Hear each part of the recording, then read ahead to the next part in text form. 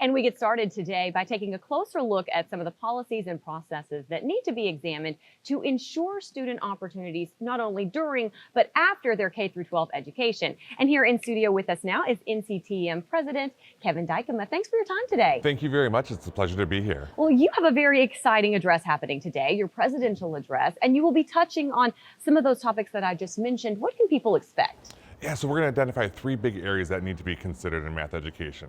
What content do we teach? What structures do we need to put in place to ensure that every single student has access to high quality education? And what should good quality instruction look like in the math classroom? So I'm very excited to share some ideas and excited to hear some follow-up afterwards. Wonderful. Well, let's talk about what folks can expect during this year's meeting. The theme for this year's meeting is creating spaces for change through community. Where did that idea come about? Yes, we have a wonderful program committee that sat down and said, what are the big things? And we recognize we're not meeting the needs of every single student, so change needs to happen. But change can't happen by one person. It needs to be within communities so that we can bring it back to our local areas and then develop communities there to truly impact math education and impact the students.